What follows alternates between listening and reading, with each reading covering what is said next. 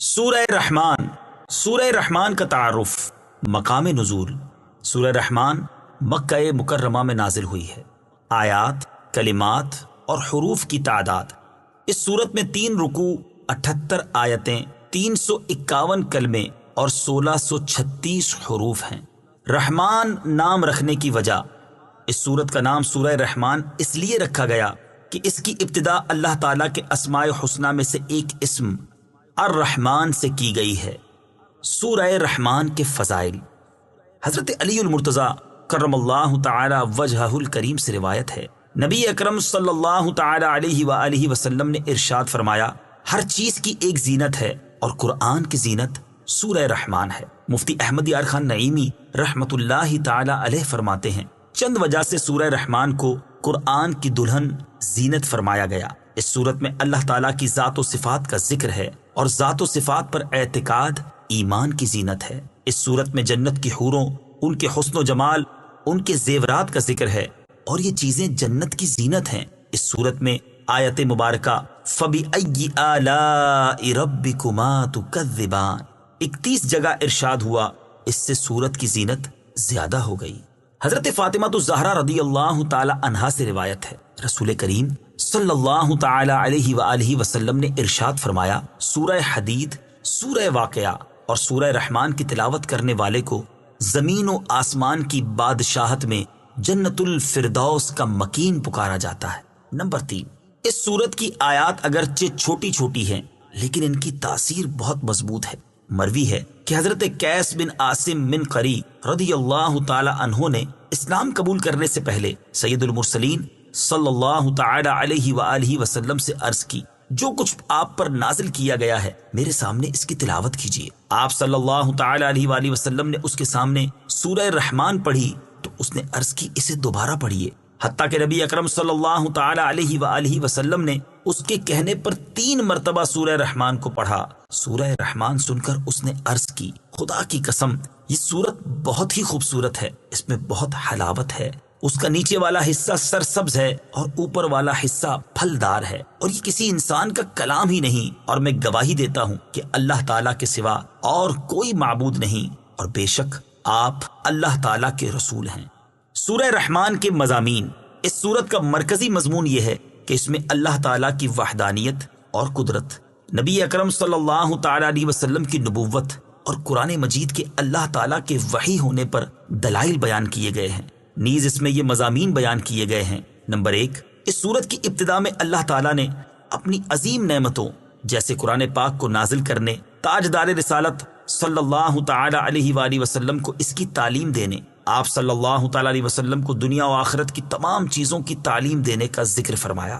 Number 2، اس کے بعد سورج، چاند، زمین پر اگی ہوئی بیلوں، درختوں، آسمانوں، زمینوں، باغات میں پھلوں اور کھیتوں میں فصلوں کا ذکر فرمایا. نمبر 3، حضرت آدم علیہ الصلوۃ والسلام اور ابلیس کی پیدائش، میٹھے اور کھاری سمندروں اور ان سے موتیوں کے نکلنے کو بیان فرمایا گیا. نمبر 4، اس جہاں کے فنا ہونے اور صرف اللہ تعالیٰ کی ذات کے باقی رہنے اور تمام مخلوق کے اللہ تعالیٰ کا محتاج ہونے کا ذکر فرمایا گیا. نمبر 5، اس سورت کے آخر میں قیامت، جنت کی نعمتوں اور جہنم کی سختیوں اور ہولناکیوں وغیرہ کا ذکر ہے. سورہ قمر کے ساتھ مناسبت. سورہ رحمان کی اپنے سے ماں قبل سورت قمر کے ساتھ مناسبت یہ ہے کہ سورہ قمر میں قیامت، جہنم کی ہولناکیوں، مجرموں کا عذاب، متقی مسلمانوں کا ثواب اور جنت کے اوصاف اجمالی طور پر بیان کیے گئے، اور سورہ رحمان میں یہ چیزیں تفصیل کے ساتھ بیان کی گئی ہیں. بسم اللہ الرحمن الرحیم. ترجمہ: اللہ کے نام سے شروع جو نہایت مہربان رحمت والا ہے.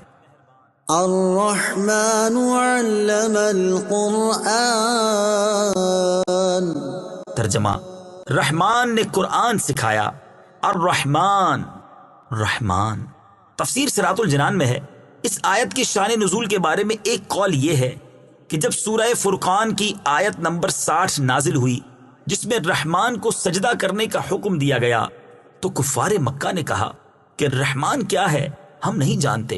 اس پر اللہ تعالیٰ نے سورہ الرحمان نازل فرمائی کہ رحمان جس کا تم انکار کرتے ہو وہی ہے جس نے قرآن نازل فرمایا۔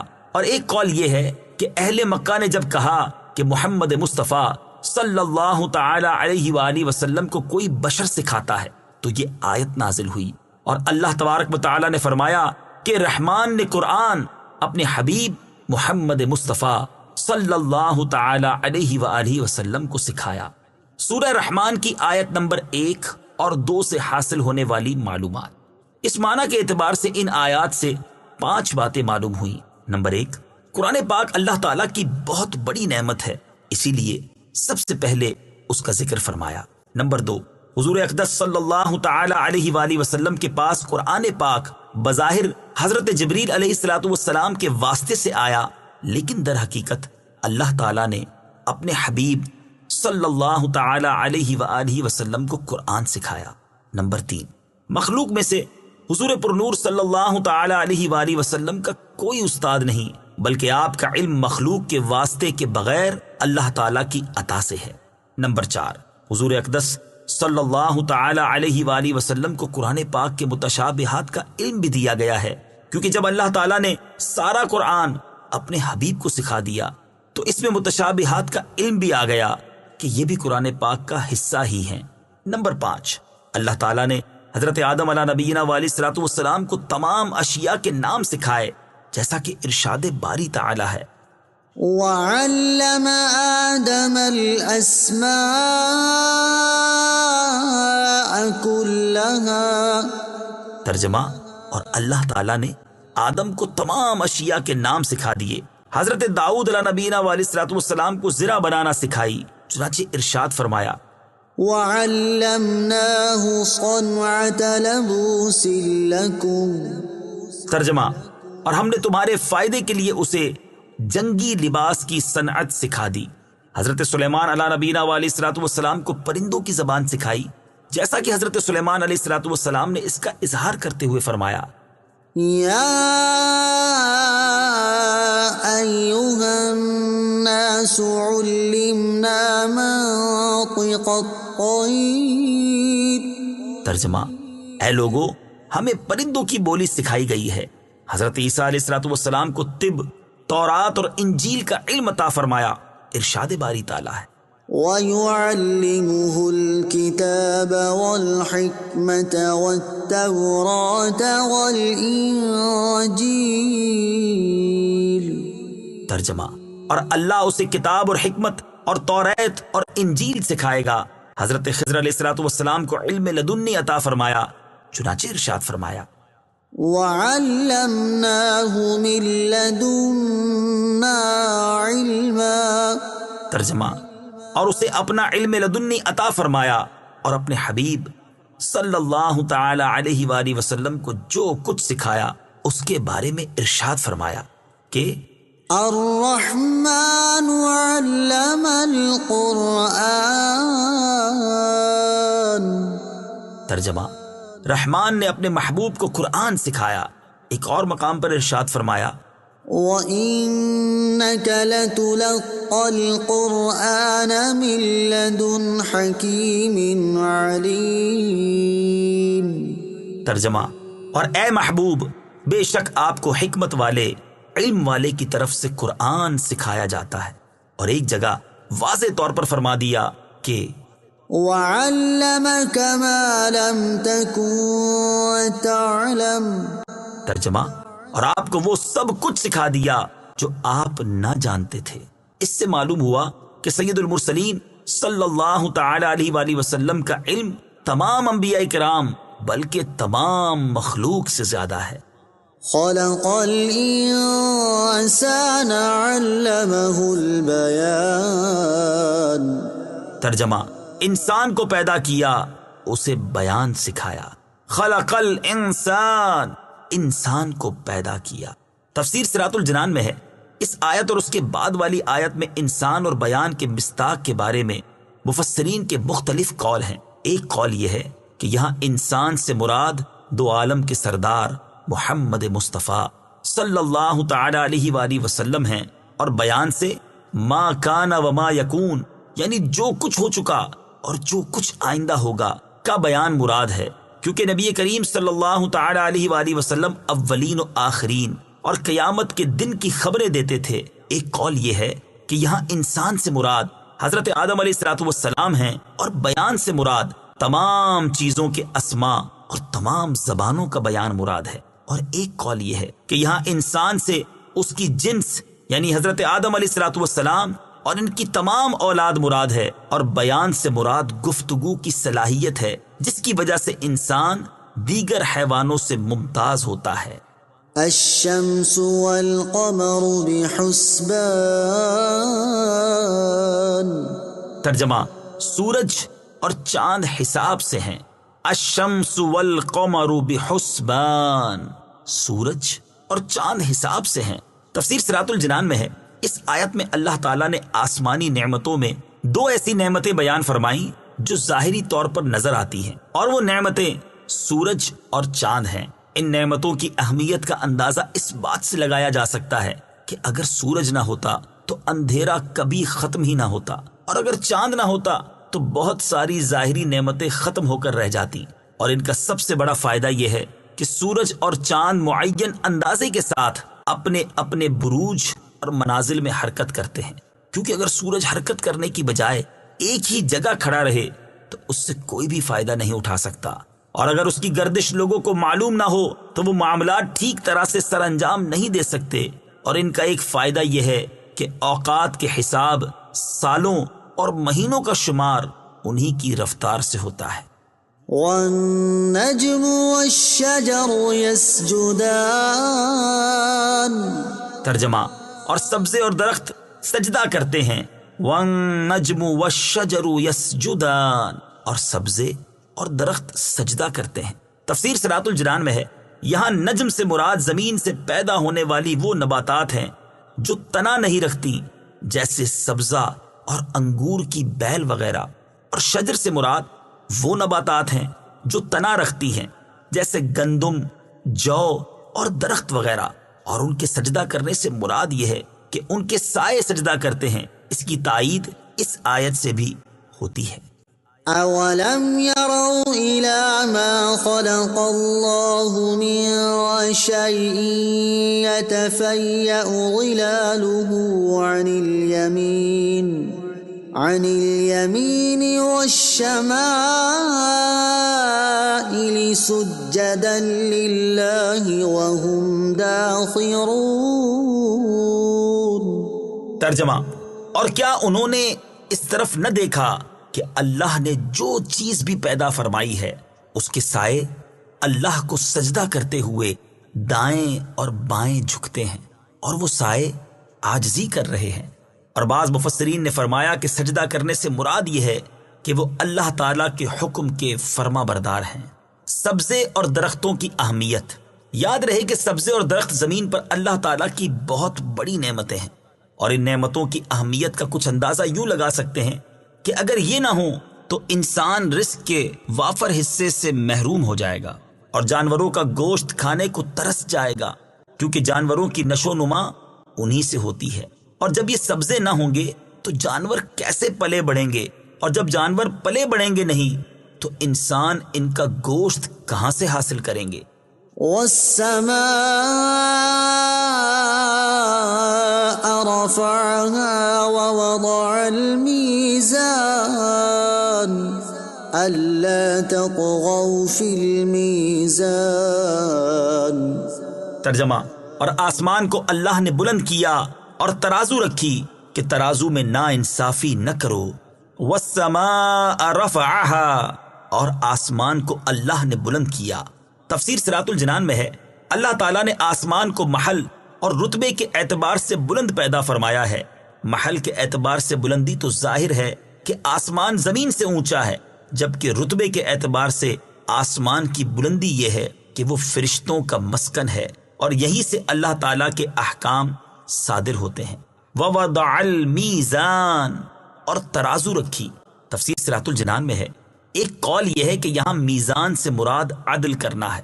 اس صورت میں آیت کا معنی یہ ہے کہ اللہ تعالیٰ نے مخلوق کے درمیان تمام معاملات میں عدل کرنے کا حکم دیا ہے۔ اور ایک قول یہ ہے کہ میزان سے مراد وہ تمام آلات ہیں جن سے اشیاء کا وزن کیا جائے اور ان کی مقداریں معلوم ہو سکیں، جیسے ترازو، اشیاء ناپنے کے آلات اور پیمانے وغیرہ۔ اس صورت میں آیت کے اس حصے اور اس کے بعد والی آیت کا معنی یہ ہے کہ اللہ تعالیٰ نے زمین پر اشیاء ناپنے اور تولنے کے آلات پیدا فرمائے اور اپنے بندوں پر لین دین کے معاملات میں عدل قائم رکھنے اور برابری کرنے کے احکام نافذ فرمائے، تاکہ وہ ناپ تول میں نا انصافی نہ کریں اور کسی کی حق تلفی نہ ہو۔ ناپنے تولنے کے آلات کی اہمیت۔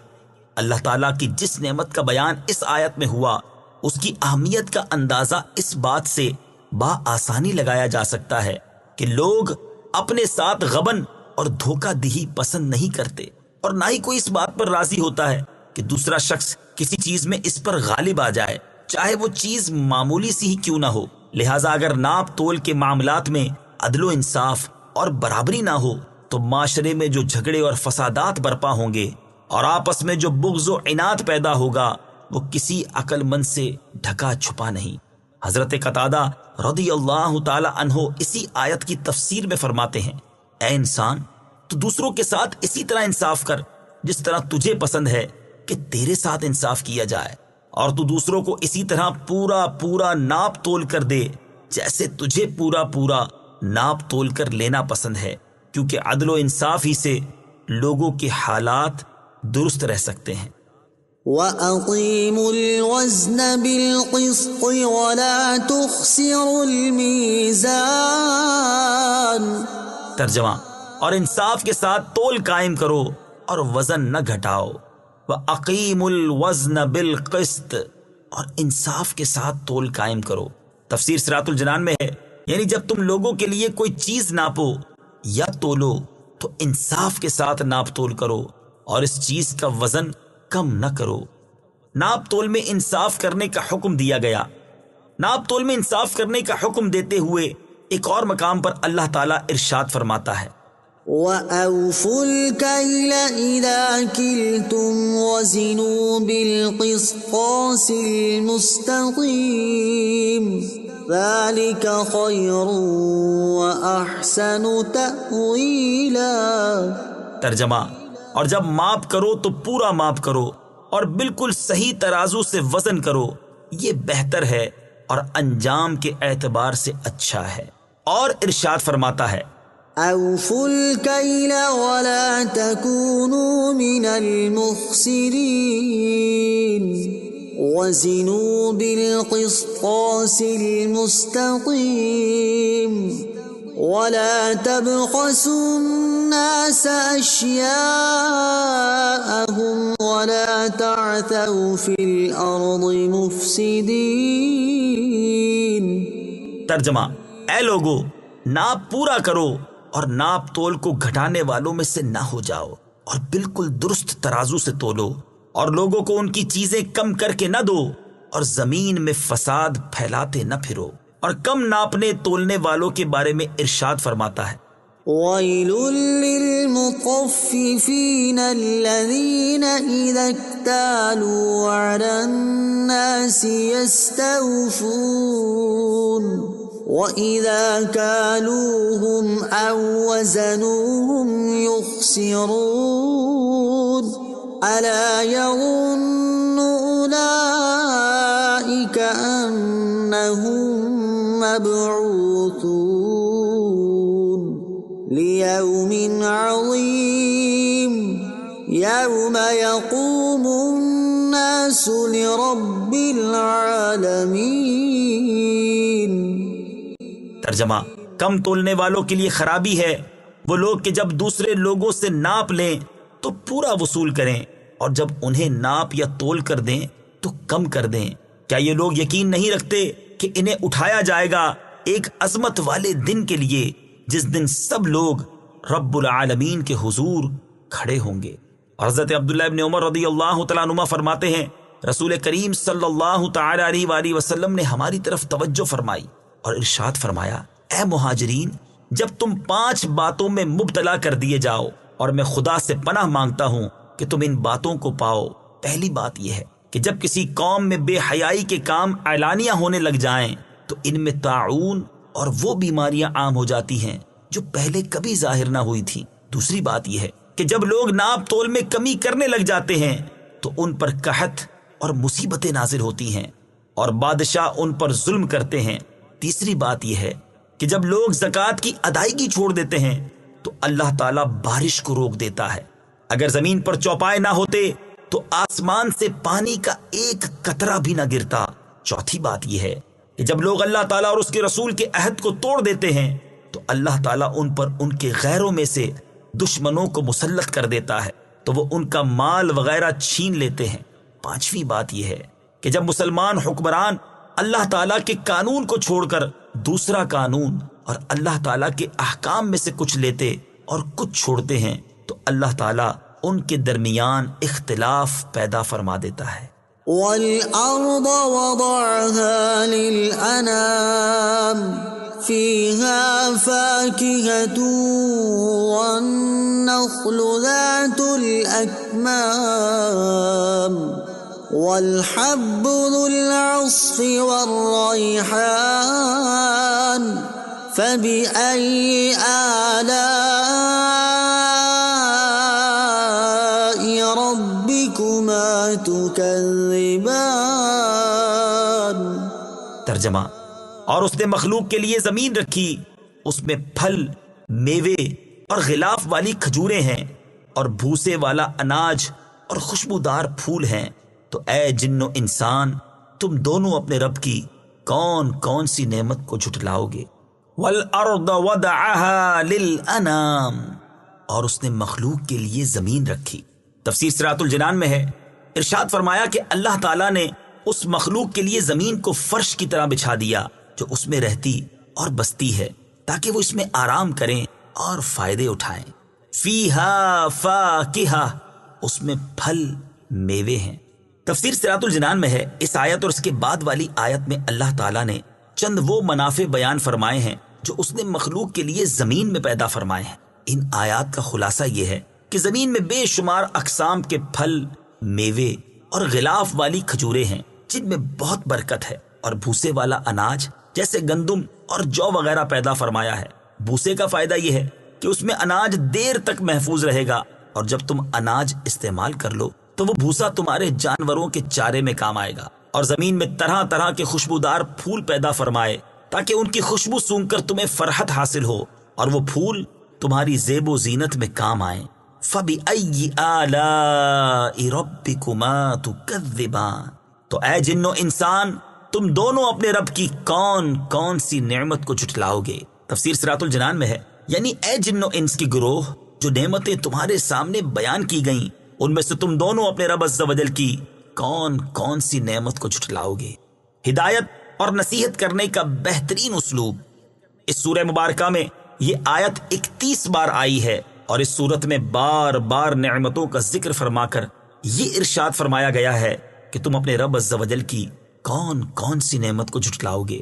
یہ ہدایت اور نصیحت کرنے کا بہترین اسلوب ہے، اور اس اسلوب کو اختیار کرنے کا مقصد یہ ہے کہ سننے والے کے نفس کو تنبیہ ہو اور اسے اپنے جرم اور کوتاہی کا حال معلوم ہو جائے کہ اس نے کس قدر نعمتوں کو جھٹلایا ہے، اور اسے اپنے کرتوتوں پر شرم آئے، اور اس طرح وہ نعمتوں کا شکر ادا کرنے اور فرما برداری کرنے کی طرف مائل ہو، اور یہ سمجھ لے کہ اللہ تعالیٰ کی اس پر بے شمار نعمتیں ہیں۔ حضرت جابر رضی اللہ تعالیٰ عنہ فرماتے ہیں، نبی کریم صلی اللہ تعالیٰ علیہ وآلہ وسلم اپنے صحابہ کرام علیہم رضوان کے پاس تشریف لائے اور ان کے سامنے سورہ رحمان شروع سے لے کر آخر تک پڑھی۔ صحابہ کرام علیہم رضوان یہ سورت سن کر خاموش رہے تو آپ صلی اللہ تعالیٰ علیہ وآلہ وسلم نے ارشاد فرمایا، میں نے یہ سورت جنات کو سنائی تو انہوں نے تم سے اچھا جواب دیا۔ جب میں یہ آیت فَبِأَيِّ آلَاءِ رَبِّكُمَا تُكَذِّبَانِ پڑھتا تو وہ کہتے، اے ہمارے رب عز و جل، ہم تیری کسی نعمت کو بھی نہیں جھٹلاتے، اور تمام تعریفیں تیرے ہی لیے ہیں۔ خلق الانسان من صلصال كالفخار۔ ترجمہ: اس نے انسان کو ٹھیکری کی طرح بجنے والی سوکھی مٹی سے پیدا کیا۔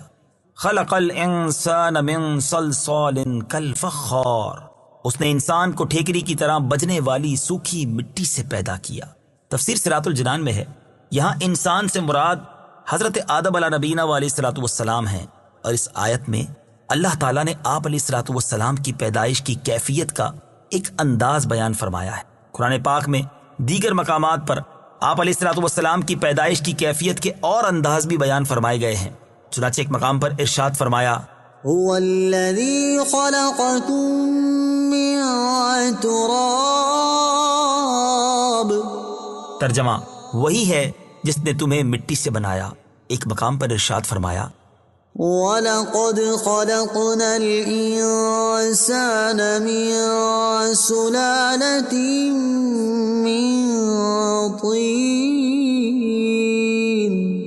ترجمہ اور بے شک ہم نے انسان کو چنی ہوئی مٹی سے بنایا۔ ایک اور مقام پر ارشاد فرمایا، إِنَّا خَلَقْنَاهُم مِّن طِينٍ لَازِبٍ۔ ترجمہ بے شک ہم نے انہیں چپکنے والی مٹی سے بنایا۔ ایک مقام پر ارشاد فرمایا، وَلَقَدْ خَلَقْنَا الْإِنسَانَ مِن صَلْصَالٍ مِّنْ حَمَإٍ مَّسْنُونٍ۔ ترجمہ اور بے شک ہم نے انسان کو خشک بجتی ہوئی مٹی سے بنایا جو ایسے سیاہ گارے کی تھی جس سے بو آتی تھی۔ ان سب آیات کا معنی ایک ہی ہے، اور اس کی تفصیل یہ ہے کہ حضرت آدم علیہ نبینا علیہ الصلوۃ والسلام کی پیدائش سے پہلے ہر قسم کی مٹی جمع فرمائی گئی، پھر اسے پانی سے گوندا گیا تو وہ مٹی ایسا سیاہ گارا بن گئی جس سے بو آتی تھی۔ اس سے اللہ تعالیٰ نے حضرت آدم علیہ نبینا علیہ الصلوۃ والسلام کا جسم مبارک بنایا، اور جب وہ مٹی خشک ہو گئی تو ہوا گزرنے کی وجہ سے ٹھیکری کی طرح بجنے لگی۔ وَخَلَقَ الْجَانَّ مِن مَّارِجٍ مِّن نَّارٍ فَبِأَيِّ آلَاءِ رَبِّكُمَا تُكَذِّبَانِ۔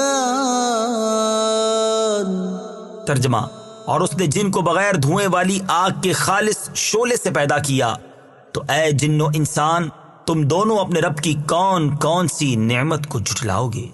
وَخَلَقَ الْجَانَّ مِن مَّارِجٍ مِّن نَّارٍ، اور اس نے جن کو بغیر دھوئیں والی آگ کے خالص شعلے سے پیدا کیا۔ تفسیر اسراۃ الجنان میں ہے، یہاں جن سے مراد ابلیس ہے۔ ابلیس کو اللہ تعالیٰ نے حضرت آدم علیہ نبینا علیہ الصلوۃ والسلام سے پہلے آگ سے پیدا فرمایا، جیسا کہ ایک اور مقام پر اللہ تعالیٰ نے ارشاد فرمایا، وَالْجَانَّ خَلَقْنَاهُ مِن قَبْلُ مِن نَّارِ السَّمُومِ۔ ترجمہ اور ہم نے اس سے پہلے جن کو بغیر دھوئیں والی آگ سے پیدا کیا۔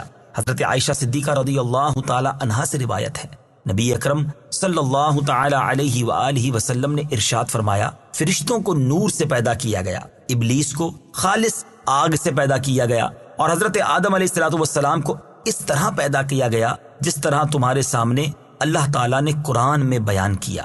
فَبِأَيِّ آلَاءِ رَبِّكُمَا تُكَذِّبَانِ، تو اے جن و انسان تم دونوں اپنے رب کی کون کون سی نعمت کو جھٹلاؤ گے۔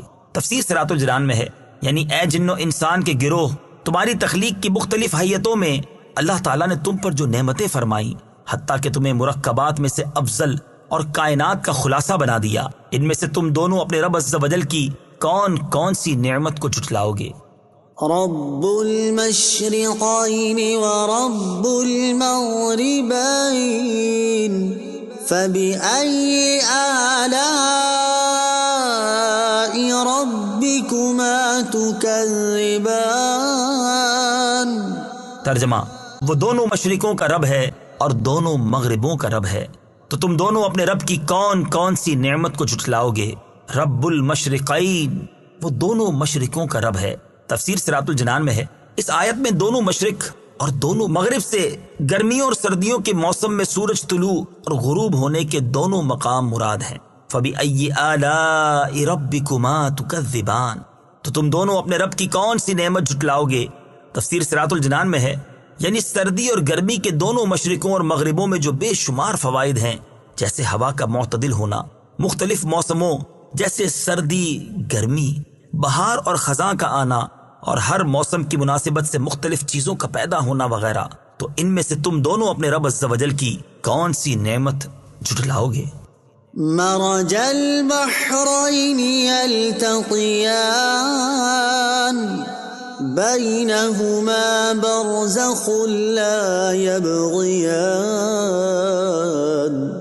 فبأي آلاء ربكما تكذبان يخرج منهما اللؤلؤ والمرجان فبأي آلاء ربكما تكذبان۔ ترجمہ: اس نے دو سمندر بہائے کہ دونوں ملے ہوئے لگتے ہیں، ان کے درمیان ایک آڑ ہے کہ وہ ایک دوسرے کی طرف بڑھ نہیں سکتے، تو تم دونوں اپنے رب کی کون کون سی نعمت کو جھٹلاؤ گے؟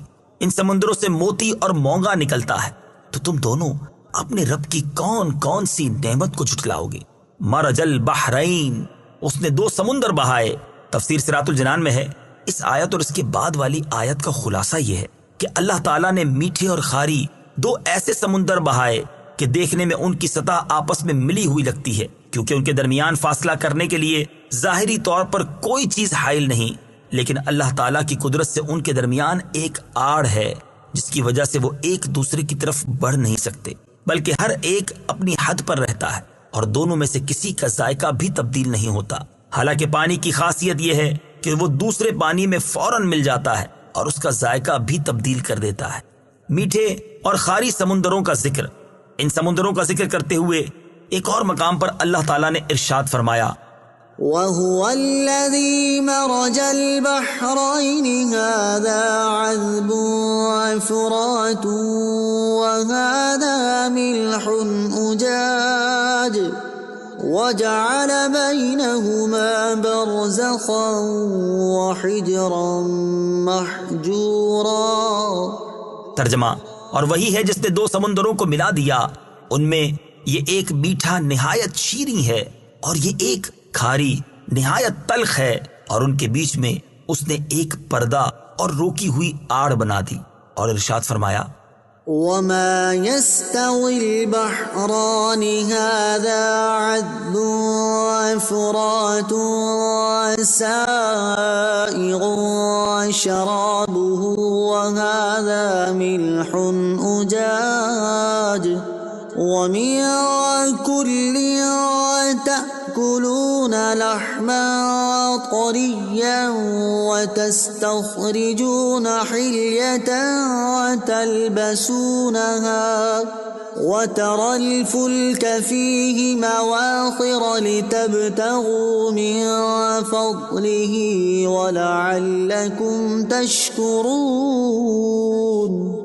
ترجمہ: اور دونوں سمندر برابر نہیں، ان میں سے ایک یہ میٹھا خوب میٹھا ہے، اس کا پانی خوشگوار ہے، اور یہ دوسرا نمکین بہت کڑوا ہے، اور ان دونوں سمندروں میں سے ہر ایک سے تم مچھلی کا تازہ گوشت کھاتے ہو، اور وہ زیور یعنی قیمتی موتی نکالتے ہو جسے تم پہنتے ہو، اور تو کشتیوں کو اس میں پانی کو چیرتے ہوئے دیکھے گا تاکہ تم اس کا فضل تلاش کرو اور تاکہ تم شکر ادا کرو۔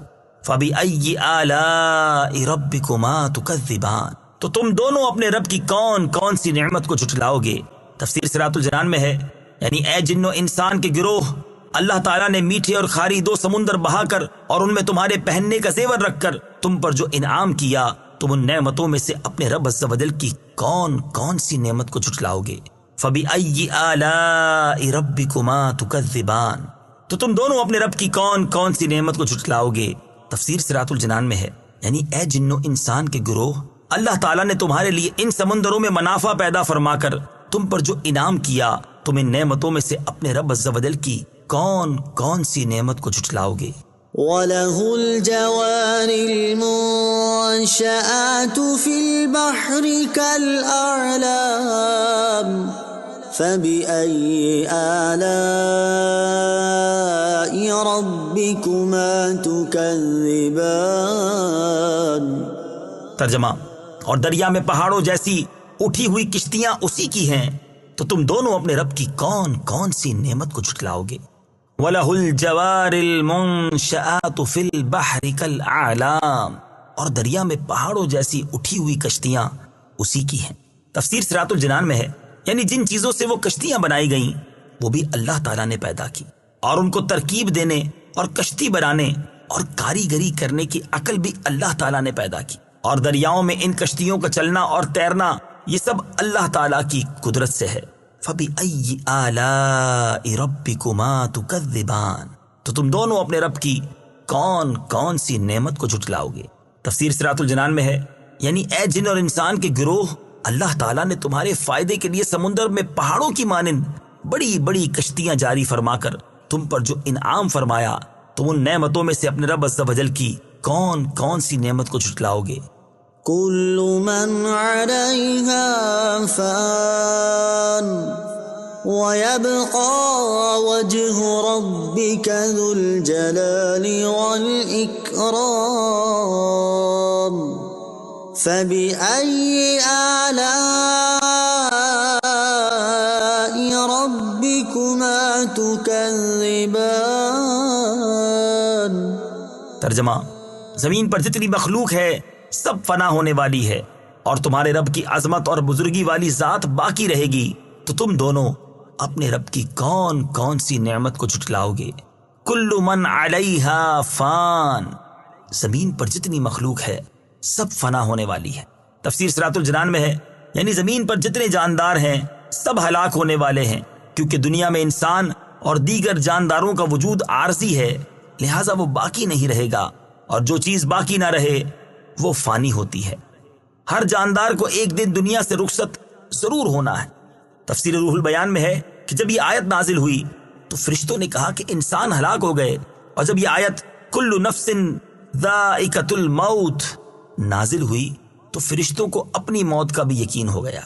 وَيَبْقَى وَجْهُ رَبِّكَ ذُو الْجَلَالِ وَالْإِكْرَامِ، اور تمہارے رب کی عظمت اور بزرگی والی ذات باقی رہے گی۔ تفسیر صراط الجنان میں ہے یعنی اے حبیب صلی اللہ تعالی علیہ وآلہ وسلم، زمین پر موجود تمام مخلوق فنا ہو جائے گی، اور صرف تمہارے رب عز و جل کی ذات باقی رہے گی جو عظمت و کبریائی والی ہے، اور وہ اپنی عظمت و جلالت کے باوجود اپنے انبیاء، اولیاء اور اہل ایمان پر لطف و کرم فرمائے گا، اور مخلوق کے فنا ہونے کے بعد انہیں دوبارہ زندہ کرے گا اور انہیں ابدی زندگی عطا فرمائے گا۔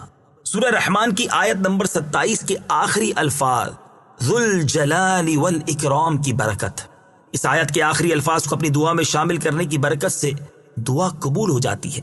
چنانچہ حضرت انس رضی اللہ تعالی عنہ سے روایت ہے، تاجدار رسالت صلی اللہ تعالی علیہ وآلہ وسلم نے ارشاد فرمایا، اس دعا یا ذا الجلال والاکرام کو لازم پکڑ لو اور اس کی کثرت کیا کرو۔ اور حضرت معاذ بن جبل رضی اللہ تعالی عنہ فرماتے ہیں، نبی کریم علیہ الصلوۃ والسلام ایک ایسے شخص کے پاس سے گزرے جو یا ذا الجلال والاکرام کہہ رہا تھا، آپ علیہ الصلوۃ والسلام نے اس سے ارشاد فرمایا، بے شک تیری دعا قبول کر لی جائے گی، تو دعا مانگ۔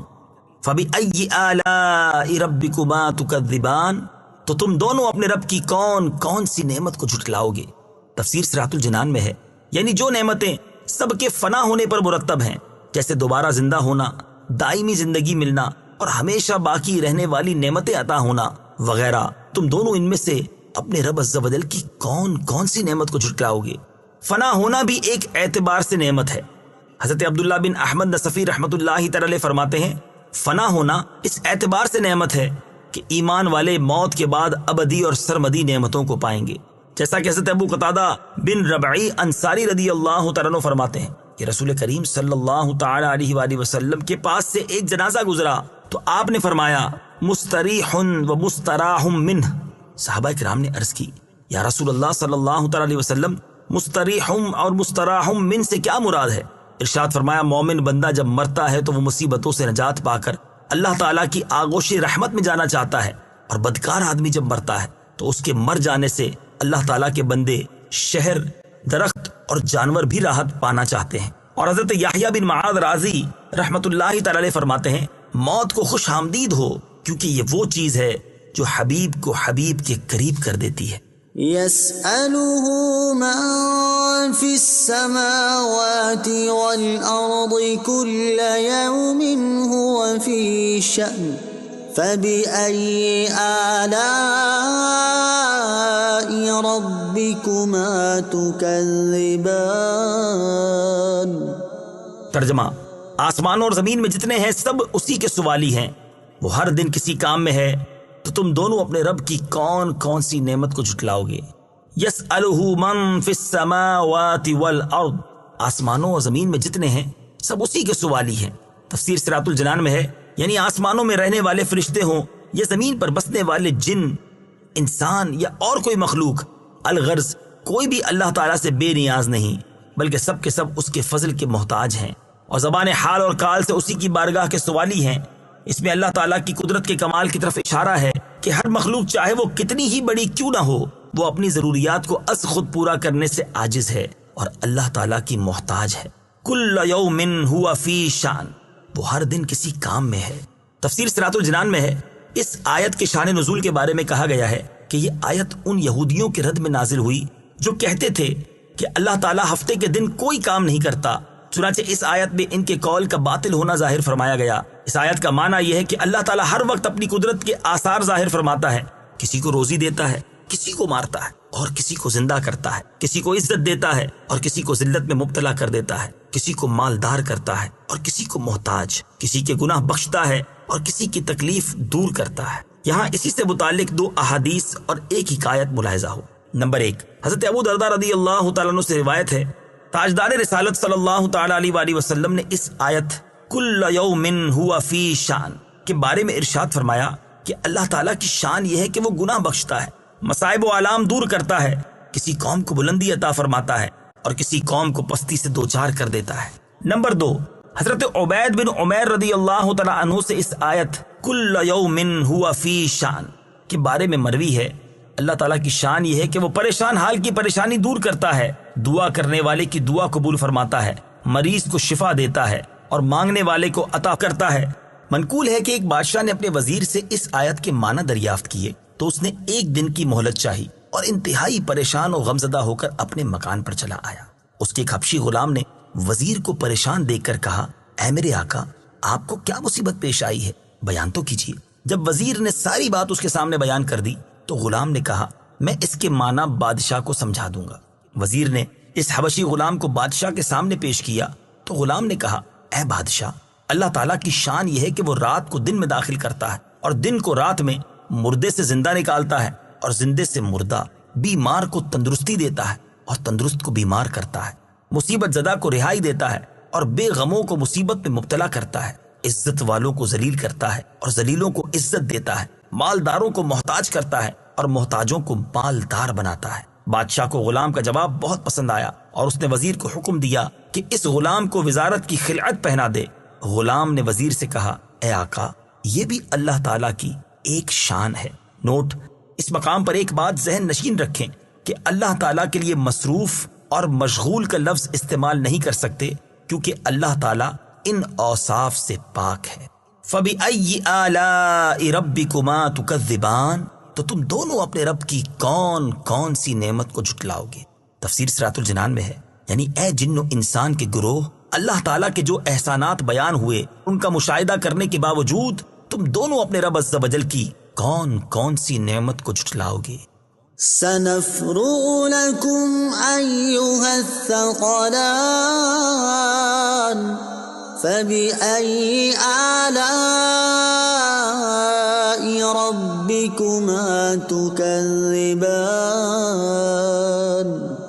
ترجمہ: اے جن اور انسانوں کے گروہ، ابھی ہم تمہارے حساب کا قصد فرمائیں گے تو تم دونوں اپنے رب کی کون کون سی نعمت کو جھٹلاؤ گے؟ ایھا الثقلان، اے جن اور انسانوں کے گروہ۔ تفسیر صراط الجنان میں ہے، اس آیت میں اللہ تعالیٰ نے جنوں اور انسانوں کو خوف دلاتے ہوئے ارشاد فرمایا کہ اے جن اور انسانوں کے گروہ، ان قریب ہم تم سے حساب لینے اور تمہیں تمہارے اعمال کی جزا دینے کا قصد فرمائیں گے۔ جنات اور انسانوں کو ثقلان فرمانے کی وجوہات۔ مفسرین نے جنوں اور انسانوں کو ثقلان فرمائے جانے کی مختلف وجوہات بیان کی ہیں۔ ان میں 3 وجوہات درج ذیل ہیں۔ نمبر 1، زمین پر موجود دیگر مخلوق کے مقابلے میں صرف جنوں اور انسانوں کو شرعی احکام کا مکلف بنایا گیا، ان کی اس عظمت کی وجہ سے انہیں ثقلان فرمایا گیا۔ نمبر 2، زندگی اور موت دونوں صورتوں میں زمین پر ان کا وزن ہے، اس لیے انہیں ثقلان فرمایا گیا۔ نمبر 3، انہیں ثقلان اس لیے فرمایا گیا کہ یہ گناہوں کی وجہ سے بھاری ہیں۔ تمام انسانوں کے لیے نصیحت۔ اس آیت میں تمام انسانوں کے لیے نصیحت ہے کہ دنیا میں وہ جیسے چاہے زندگی گزاریں، لیکن مرنے کے بعد انہیں بہرحال اللہ تعالیٰ کی بارگاہ میں اپنے کیے ہوئے اعمال کا حساب دینا ہوگا، اور پھر جس طرح کے عمل کیے ہوں گے اسی طرح کی جزا اللہ تعالیٰ کی طرف سے ملے گی۔ نوٹ: اس مقام پر ایک بات ذہن نشین رکھیں کہ اللہ تعالیٰ کے لیے فارغ کا لفظ استعمال نہیں کر سکتے، کیونکہ اللہ تعالیٰ مصروفیت اور فراغت کے وصف سے پاک ہے۔ اس لیے یہاں آیت میں سنفرغ سے اس کا حقیقی معنی فراغت مراد نہیں، بلکہ اس کا مجازی معنی قصد کرنا مراد ہے۔ فَبِأَيِّ آلَاءِ رَبِّكُمَا تُكَذِّبَانِ، تو تم دونوں اپنے رب کی کون کون سی نعمت کو جھٹلاؤ گے؟ تفسیر صراط الجنان میں ہے، یعنی اے جن اور انسان کے گروہ، اللہ تعالیٰ کا دیگر نعمتیں عطا کرنے کے ساتھ ساتھ قیامت کے دن اعمال کے حساب کے معاملے میں تمہیں تنبیہ کرنا بھی ایک نعمت ہے۔ تو تم دونوں اپنے اقوال اور اعمال کے ذریعے اپنے رب عز و جل کی کون کون سی نعمت کو جھٹلاؤ گے؟ يا معشر الجن والإنس إن استطعتم أن تنفذوا من أقطار السماوات والأرض فانفذوا لا تنفذون إلا بسلطان فبأي آلاء ربكما تكذبان۔ ترجمہ: اے جنوں اور انسانوں کے گروہ، اگر تم سے ہو سکے کہ آسمانوں اور زمین کے کناروں سے نکل جاؤ تو نکل جاؤ، تم جہاں نکل کر جاؤ گے وہاں اسی کی سلطنت ہے، تو تم دونوں اپنے رب کی کون کون سی نعمت کو جھٹلاؤ گے؟ یا معشر الجن والانس، اے جنوں اور انسانوں کے گروہ۔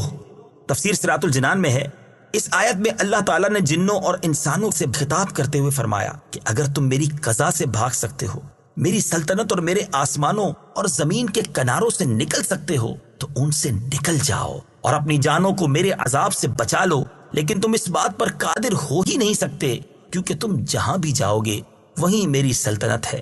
یہ حکم جنوں اور انسانوں کا عجز ظاہر کرنے کے لیے دیا گیا ہے۔ فَبِأَيِّ آلَاءِ رَبِّكُمَا تُكَذِّبَانِ، تو تم دونوں اپنے رب کی کون کون سی نعمت کو جھٹلاؤ گے؟ تفسیر صراط الجنان میں ہے، یعنی اے جن اور انسان کے گروہ، اللہ تعالیٰ نے سزا دینے پر قادر ہونے کے باوجود تمہیں تنبیہ کر کے، اپنے عذاب سے ڈرا کر، تم پر آسانی فرما کر اور تمہیں معافی سے نواز کر تم پر جو انعامات فرمائے، تم دونوں ان میں سے اپنے رب عز و جل کی کون کون سی نعمت کو جھٹلاؤ گے؟ يرسل عليكما شواظ من نار ونحاس فلا تنتصران فبأي آلاء ربكما تكذبان۔ ترجمہ: تم پر بغیر دھوئیں والی آگ کا شعلہ اور بغیر شعلے والا کالا دھواں بھیجا جائے گا تو تم ایک دوسرے کی مدد نہ کر سکو گے، تو تم دونوں اپنے رب کی کون کون سی نعمت کو جھٹلاؤ گے؟ یرسل علیکما شواظ من نار ونحاس، تم پر بغیر دھوئیں والی آگ کا شعلہ اور بغیر شعلے والا کالا دھواں بھیجا جائے گا۔ تفسیر صراط الجنان میں ہے، ارشاد فرمایا کہ اے کافر جن اور انسان، قیامت کے دن جب تم قبروں سے نکلو گے تو تم پر بغیر دھوئیں والی آگ کا شعلہ اور بغیر شعلے والا کالا دھواں بھیجا جائے گا، تو اس وقت تم اس عذاب سے نہ بچ سکو گے اور نہ آپس میں ایک دوسرے کی مدد کر سکو گے، بلکہ یہ آگ کا شعلہ اور دھواں تمہیں محشر کی طرف لے جائیں گے۔ صدر الافاضل مفتی نعیم الدین مراد آبادی علیہ رحمت اللہ الہادی لکھتے ہیں، حضرت مترجم قدس سرہ یعنی اعلیٰ حضرت امام احمد رضا خان علیہ رحمت الرحمان نے فرمایا، لپٹ یعنی شعلے میں دھواں ہو تو اس کے سب اجزاء جلانے والے نہ ہوں گے، کہ اس میں زمین کے وہ اجزاء شامل ہیں جن سے دھواں بنتا ہے، اور دھوئیں میں لپٹ ہو تو وہ پورا سیاہ اور اندھیرا نہ ہوگا کہ لپٹ کی رنگت شامل ہے، اس پر بے دھوئیں کی لپٹ بھیجی جائے گی جس کے سب اجزاء جلانے والے ہوں گے، اور بے لپٹ کا دھواں بھیجا جائے گا جو سخت کالا اندھیرا ہوگا، اور ہم اس عذاب سے اسی کے وجہ کریم کی پناہ چاہتے ہیں۔ یاد رہے کہ پہلے سے اس کی خبر دے دینا یہ بھی اللہ تعالیٰ کا لطف و کرم ہے، تاکہ اس کی نافرمانی سے باز رہ کر اپنے آپ کو اس بلا سے بچایا جا سکے۔ فَبِأَيِّ آلَاءِ رَبِّكُمَا تُكَذِّبَانِ، تو تم دونوں اپنے رب کی کون کون سی نعمت کو جھٹلاؤ گے؟ تفسیر صراط الجنان میں ہے، یعنی اے جن اور انسان کے گروہ، کافر اور گناہگار کا انجام پہلے سے بیان کر دینا اللہ تعالیٰ کا لطف و کرم اور نعمت ہے، تو تم دونوں اپنے رب عز و جل کی کون کون سی نعمت کو جھٹلاؤ گے؟ فَإِذَا انشَقَّتِ السَّمَاءُ فَكَانَتْ وَرْدَةً كَالدِّهَانِ فَبِأَيِّ آلَاءِ رَبِّكُمَا تُكَذِّبَانِ۔ ترجمہ، پھر جب آسمان پھٹ جائے گا تو گلاب کے پھول جیسا سرخ ہو جائے گا، جیسے سرخ چمڑا، تو تم دونوں اپنے رب کی کون کون سی نعمت کو جھٹلاؤ گے؟ فَإِذَا انشَقَّتِ السَّمَاءُ، پھر جب آسمان پھٹ جائے گا۔ تفسیر صراط الجنان میں ہے، ارشاد فرمایا کہ پھر جب قیامت کے دن آسمان اس طرح پھٹ جائے گا کہ جگہ جگہ سے چیرا ہوا ہوگا، اور اس کا رنگ گلاب کے پھول کی طرح اور ایسا سرخ ہوگا جیسے بکرے کی رنگی ہوئی کھال ہوتی ہے، تو یہ ایسا ہولناک منظر ہوگا جسے بول کر بیان نہیں کیا جا سکتا۔ قیامت کے ہولناک مناظر کے بارے میں پڑھ کر رونا امام جلال الدین سیوطی شافعی رحمۃ اللہ تعالی علیہ اپنی مشہور تفسیر در منصور میں نقل کرتے ہیں۔ ایک مرتبہ نبی کریم صلی اللہ تعالی علیہ وسلم ایک نوجوان کے پاس سے گزرے۔ وہ نوجوان یہ آیت فَإِذَا انشَقَّتِ السَّمَاءُ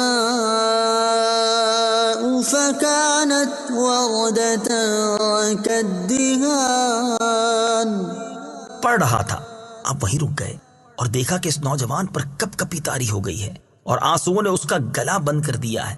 وہ روتا رہا اور یہی کہتا رہا، اس دن میری خرابی ہوگی جس دن آسمان پھٹ جائے گا۔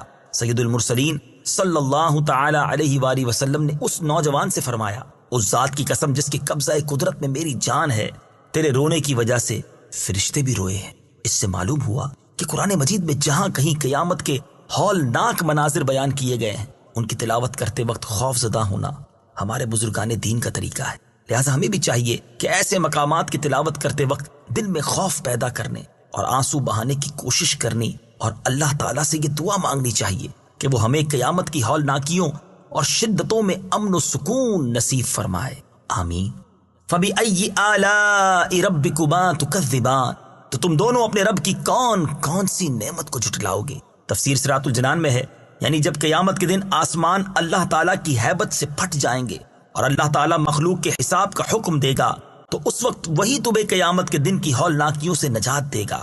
تو اے جن و انسان، تم دونوں اس نعمت کا انکار کس طرح کر سکتے ہو؟ فَيَوْمَئِذٍ لَا يُسْأَلُ عَنْ ذَنبِهِ إِنسٌ وَلَا جَانٌّ فَبِأَيِّ آلَاءِ رَبِّكُمَا تُكَذِّبَانِ۔ ترجمہ، تو اس دن کسی آدمی اور جن سے اس کے گناہ کے متعلق نہیں پوچھا جائے گا، تو تم دونوں اپنے رب کی کون کون سی نعمت کو جھٹلاؤ گے؟ فَيَوْمَئِذٍ، تو اس دن۔ تفسیر صراط الجنان میں ہے، اس آیت کی ایک تفسیر یہ ہے کہ جب لوگ قبروں سے اٹھائے جائیں گے اور آسمان پھٹے گا تو اس دن فرشتے مجرموں سے دریافت نہیں کریں گے، بلکہ ان کی صورتیں دیکھ کر ہی انہیں پہچان لیں گے، اور ان سے سوال دوسرے وقت میں ہوگا جبکہ لوگ حساب کے مقام میں جمع ہوں گے۔ دوسری تفسیر یہ ہے کہ جس دن آسمان پھٹے گا تو اس دن قبروں سے نکلتے ہی فوراً کسی آدمی اور جن سے اس کے گناہ کے بارے میں نہیں پوچھا جائے گا، بلکہ جب وہ حساب کی جگہ میں اکٹھے ہوں گے تو اس وقت ان سے پوچھا جائے گا، فَبِأَيِّ آلَاءِ رَبِّكُمَا تُكَذِّبَانِ، تو تم دونوں اپنے رب کی کون کون سی نعمت کو جھٹلاؤ گے؟ تفسیر صراط الجنان میں ہے، یعنی اے جن اور انسان کے گروہ، تمہیں ان چیزوں کی خبر دینا جن سے ڈر کر تم گناہوں سے باز آ جاؤ اور دنیا میں ہی اللہ تعالیٰ کی اطاعت کر لو، یہ بھی اللہ تعالیٰ کی ایک نعمت ہے۔ تو تم دونوں اپنے رب عز و جل کی کون کون سی نعمت کو جھٹلاؤ گے؟ يعرف المجرمون بسيماهم فيؤخذ بالنواصي والأقدام فبأي آلاء ربكما تكذبان۔ ترجمہ، مجرم اپنے چہروں سے پہچانے جائیں گے تو انہیں پیشانی اور پاؤں سے پکڑا جائے گا، تو تم دونوں اپنے رب کی کون کون سی نعمت کو جھٹلاؤ گے؟ یعرف المجرمون بسیماہم، مجرم اپنے چہروں سے پہچانے جائیں گے۔ تفسیر صراط الجنان میں ہے، ارشاد فرمایا کہ قیامت کے دن مجرم اپنے چہروں سے اس طرح پہچانے جائیں گے کہ ان کے منہ کالے اور آنکھیں نیلی ہوں گی، تو حساب کے بعد جہنم کے خازن انہیں پکڑیں گے اور ان کے ہاتھ گردن سے باندھ دیں گے اور ان کے پاؤں پیٹھ کے پیچھے سے لا کر پیشانیوں سے ملا دیں گے، پھر انہیں چہروں کے بل گھسیٹ کر جہنم میں ڈال دیں گے۔ اور یہ بھی کہا گیا کہ بعض مجرم پیشانیوں سے گھسیٹے جائیں گے اور بعض پاؤں سے گھسیٹ کر جہنم میں ڈالے جائیں گے۔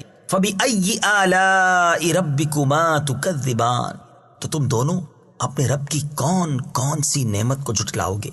تفسیر صراط الجنان میں ہے، یعنی اے جن اور انسان کے گروہ، فرشتوں کا تم میں سے مجرموں اور اطاعت گزاروں کو ان کی علامات سے پہچان لینا، اور صرف مجرموں کو ذلت اور توہین سے دوچار کرنا اور اطاعت گزاروں کو محفوظ رکھنا اللہ تعالیٰ کی نعمت ہے، تو تم دونوں اپنے رب عز و جل کی کون کون سی نعمت کو جھٹلاؤ گے؟ هذه جهنم التي يكذب بها المجرمون يطوفون بينها وبين حميم آن فبأي آلاء ربكما تكذبان۔ ترجمہ، یہ وہ جہنم ہے جسے مجرم جھٹلاتے تھے، جہنمی جہنم اور انتہائی کھولتے ہوئے پانی میں چکر لگائیں گے، تو تم دونوں اپنے رب کی کون کون سی نعمت کو جھٹلاؤ گے؟ ہذہ جہنم، یہ وہ جہنم ہے۔ تفسیر صراط الجنان میں ہے، اس آیت کی ایک تفسیر یہ ہے کہ وہ جہنم جسے مجرم جھٹلاتے تھے وہ ان سے دور نہیں بلکہ ان کے قریب ہے۔ دوسری تفسیر یہ ہے کہ جب کفار جہنم کے قریب ہوں گے تو اس وقت جہنم کے خازن ان سے کہیں گے کہ یہ وہ جہنم ہے جسے تم دنیا میں جھٹلاتے تھے۔ یطوفون، جہنمی چکر لگائیں گے۔ تفسیر صراط الجنان میں ہے، اس آیت میں جہنمیوں کا حال بیان کرتے ہوئے اللہ تعالیٰ نے ارشاد فرمایا کہ جہنمی جہنم اور اس کے انتہائی کھولتے ہوئے پانی میں چکر لگائیں گے۔ اس کی ایک صورت یہ ہوگی کہ جب وہ جہنم کی آگ سے جل بھن کر فریاد کریں گے تو انہیں اس جگہ لے جایا جائے گا جہاں کھولتے ہوئے پانی کا چشمہ ہے، وہاں انہیں جلتا اور کھولتا ہوا پانی پلایا جائے گا، اور جب اس عذاب پر فریاد کریں گے تو انہیں اس جگہ لے جایا جائے گا جہاں آگ کا عذاب ہے۔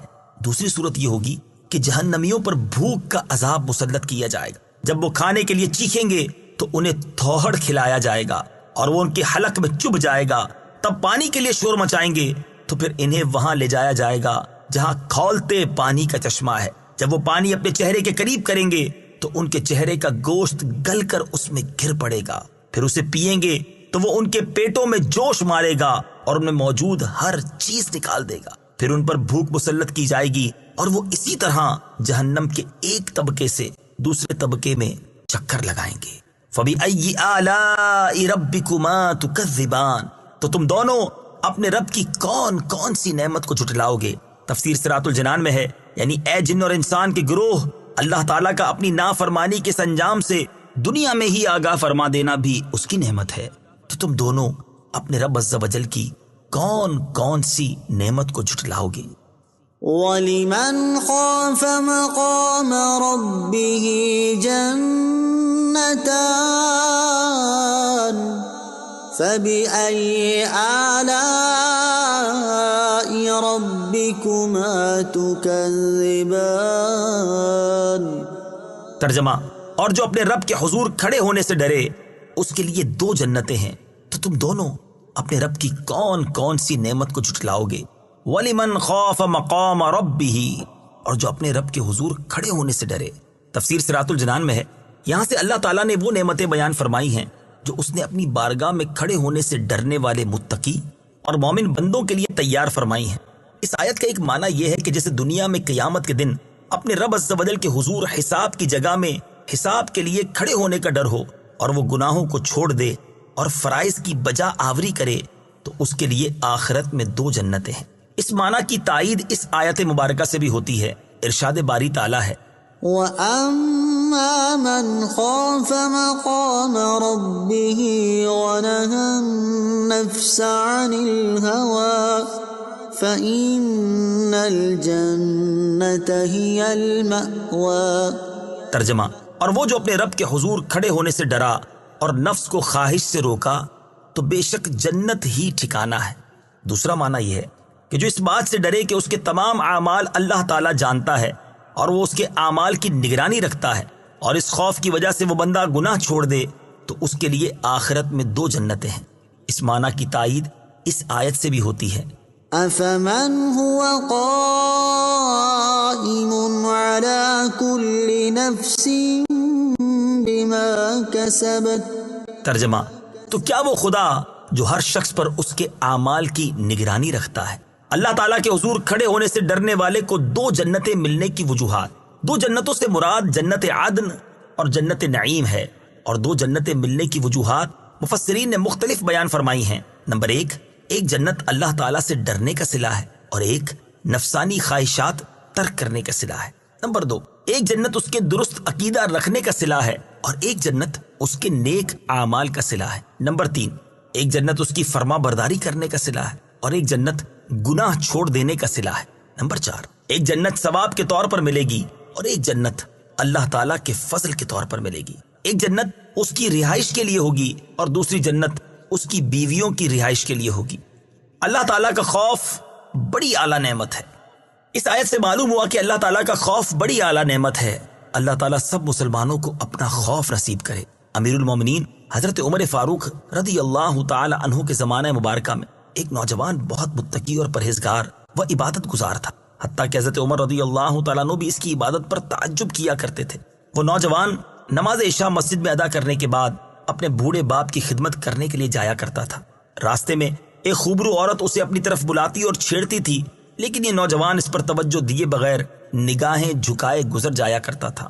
آخر کار ایک دن وہ نوجوان شیطان کے ورغلانے اور اس عورت کی دعوت پر برائی کے ارادے سے اس کی جانب بڑھا، لیکن جب دروازے پر پہنچا تو اسے اللہ تعالیٰ کا یہی فرمان عالی شان یاد آ گیا۔ إِنَّ الَّذِينَ اتَّقَوْا إِذَا مَسَّهُمْ طَائِفٌ مِّنَ الشَّيْطَانِ تَذَكَّرُوا فَإِذَا هُم مُبْصِرُونَ۔ ترجمہ، بے شک جب شیطان کی طرف سے پرہیزگاروں کو کوئی خیال آتا ہے تو وہ فوراً حکم خدا یاد کرتے ہیں، پھر اسی وقت ان کی آنکھیں کھل جاتی ہیں۔ اس آیت پاک کی یاد آتے ہی اس کے دل پر اللہ تعالیٰ کا خوف اس قدر غالب ہوا کہ وہ بے ہوش ہو کر زمین پر گر گیا۔ جب یہ بہت دیر تک گھر نہ پہنچا تو اس کا بوڑھا باپ اسے تلاش کرتا ہوا وہاں پہنچا اور لوگوں کی مدد سے اسے اٹھوا کر گھر لے آیا۔ ہوش آنے پر باپ نے تمام واقعہ دریافت کیا۔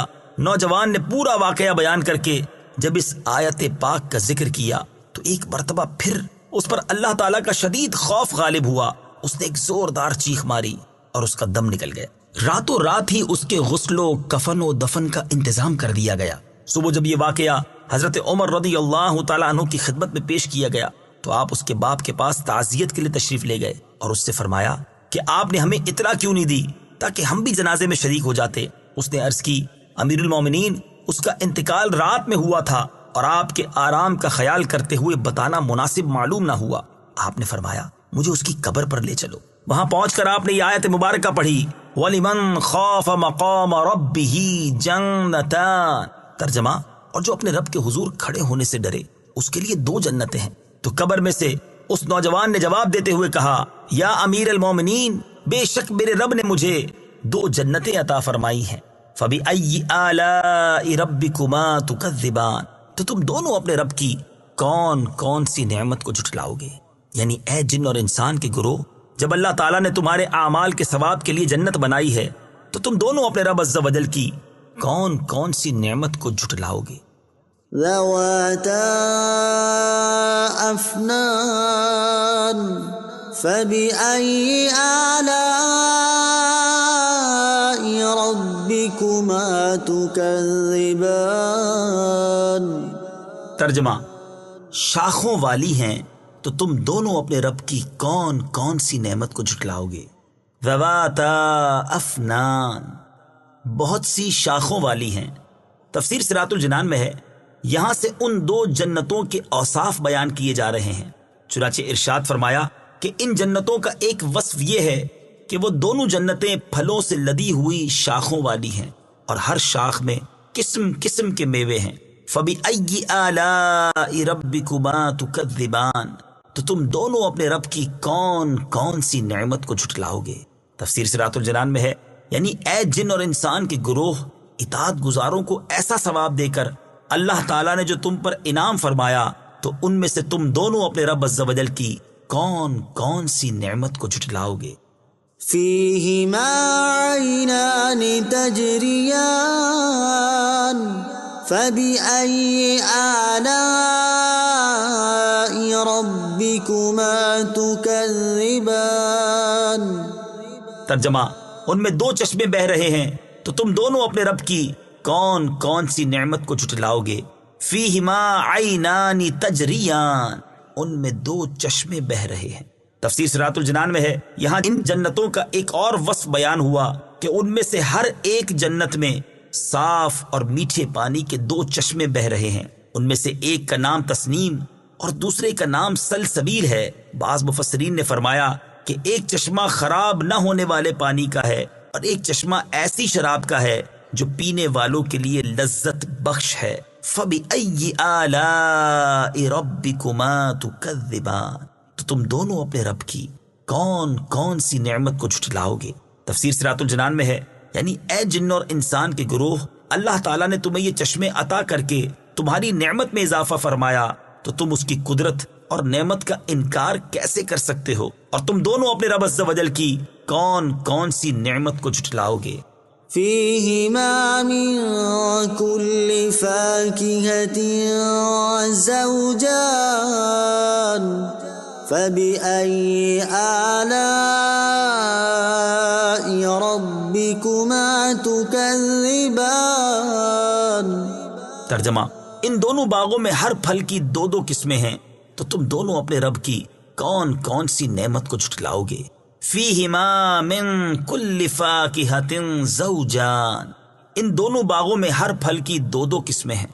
تفسیر صراط الجنان میں ہے، دو قسموں سے مراد یہ ہے کہ بعض وہ پھل ہیں جو دنیا میں دیکھے گئے اور بعض وہ عجیب و غریب پھل ہیں جو اس سے پہلے کبھی نہ دیکھے گئے. یا اس سے مراد یہ ہے کہ بعض پھل خشک ہیں اور بعض تر، یا یہ مراد ہے کہ بعض پھل خالص میٹھے ہیں اور بعض ترشی کی طرف مائل ہیں. فَبِأَيِّ آلَاءِ رَبِّكُمَا تُكَذِّبَانِ، تو تم دونوں اپنے رب کی کون کون سی نعمت کو جھٹلاؤ گے. یعنی اے جن اور انسان کے گروہ، تم ان لذیذ نعمتوں میں سے اپنے رب عز و جل کی کون کون سی نعمت کو جھٹلاؤ گے. متكئين على فرش بطائنها من استبرق وجنى الجنتين دان فبأي آلاء ربكما تكذبان. ترجمہ: اور جنتی ایسے بچھونوں پر تکیہ لگائے ہوئے ہوں گے جن کے اندرونی حصے موٹے ریشم کے ہیں اور دونوں جنتوں کے پھل جھکے ہوئے ہوں گے. تو تم دونوں اپنے رب کی کون کون سی نعمت کو جھٹلاؤ گے.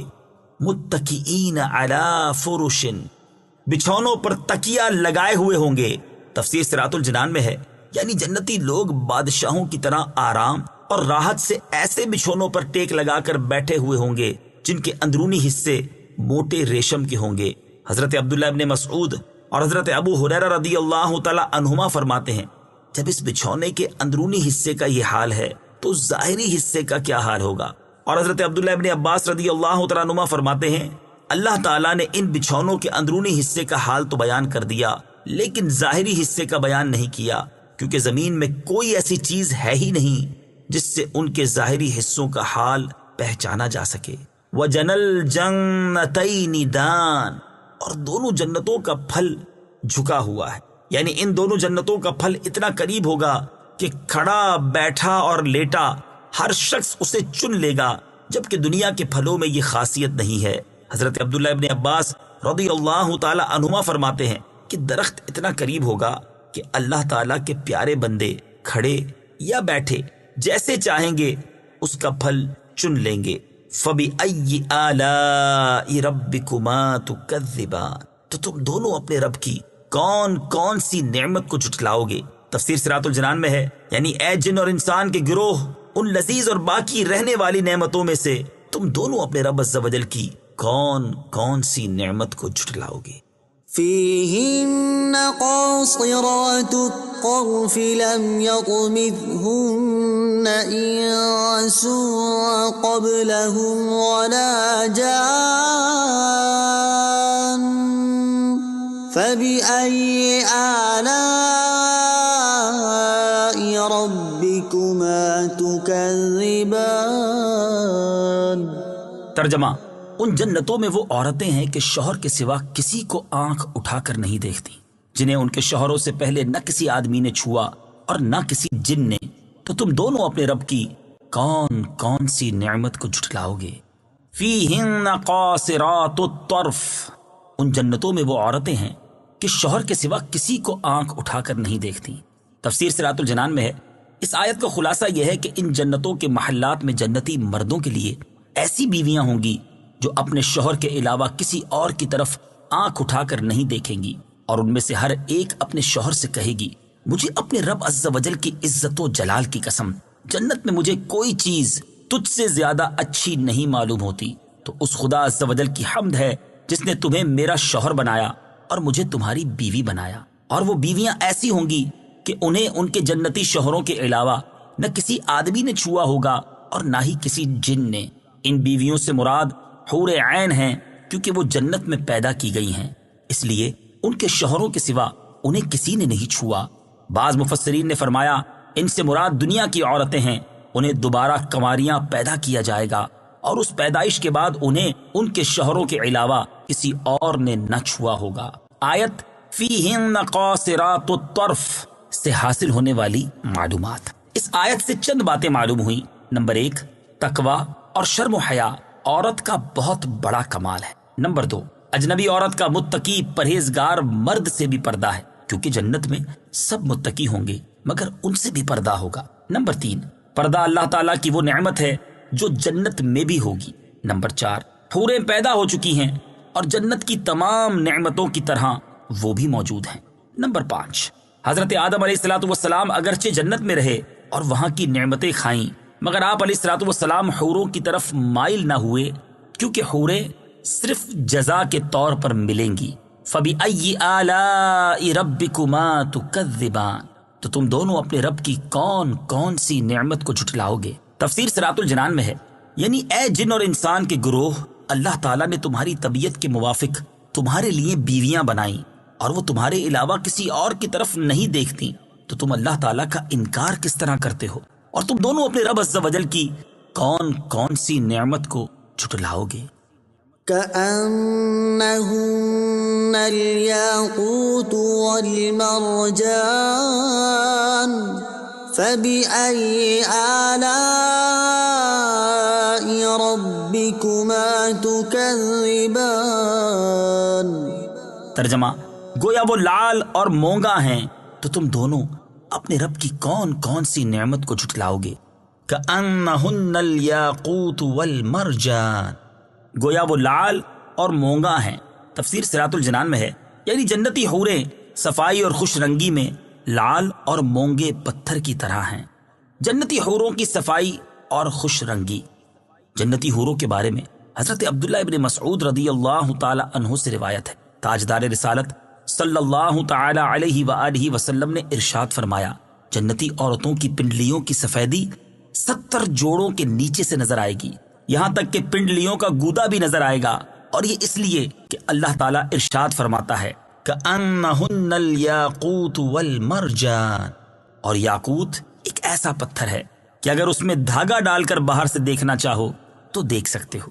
اور حضرت عبداللہ ابن مسعود رضی اللہ تعالیٰ عنہ سے مروی ہے کہ حور عین کی پنڈلی کا مغز لباس کے 70 جوڑوں کے نیچے گوشت اور ہڈی کے پیچھے سے اس طرح نظر آتا ہے جس طرح شیشے کی سراہی میں سرخ شراب نظر آتی ہے۔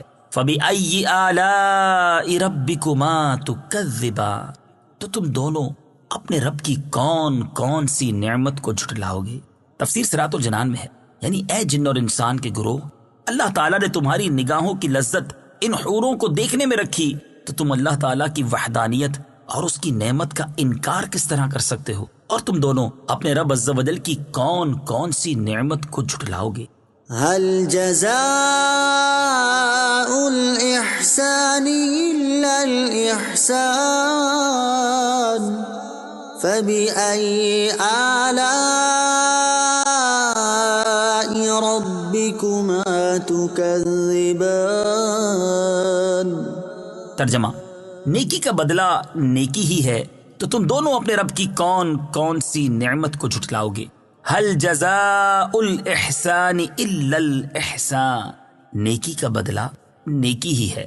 تفسیر صراط الجنان میں ہے، یعنی جو قیامت کے دن اللہ تعالیٰ کی بارگاہ میں کھڑے ہونے سے ڈرا اور دنیا میں اس نے اچھے عمل کیے اور اپنے رب تعالیٰ کی فرما برداری کی، تو آخرت میں اللہ تعالیٰ اس کے ساتھ اس طرح احسان فرمائے گا کہ اسے اس کی دنیاوی نیکیوں پر وہ جزا عطا فرمائے گا جو ان آیات میں بیان ہوئی۔ اور حضرت عبداللہ ابن عباس رضی اللہ تعالی عنہما فرماتے ہیں کہ جو لا الہ الا اللہ کا قائل ہو اور نبی اکرم صلی اللہ تعالی علیہ وآلہ وسلم کی شریعت پر عامل ہو تو اس کی جزا جنت ہے۔ فَبِأَيِّ آلَاءِ رَبِّكُمَا تُكَذِّبَانِ، تو تم دونوں اپنے رب کی کون کون سی نعمت کو جھٹلاؤ گے؟ تفسیر صراط الجنان میں ہے، یعنی اے جن اور انسان کے گروہ، تم اپنے رب عز و جل کی نعمت کا انکار کس طرح کر سکتے ہو، حالانکہ اس نے تمہاری نیکی کا ثواب جنت رکھی اور اسے تمہارے سامنے بیان کر دیا تاکہ تم نیک اعمال کر کے اللہ تعالیٰ کے ثواب اور اس کے احسان کو پالو۔ وَمِن دُونِهِمَا جَنَّتَانِ فَبِأَيِّ آلَاءِ رَبِّكُمَا تُكَذِّبَانِ۔ ترجمہ، اور ان کے سوا دو جنتیں اور ہیں تو تم دونوں اپنے رب کی کون کون سی نعمت کو جھٹلاؤ گے؟ وَمِن دُونِهِمَا جَنَّتَانِ، اور ان کے سوا دو جنتیں اور ہیں۔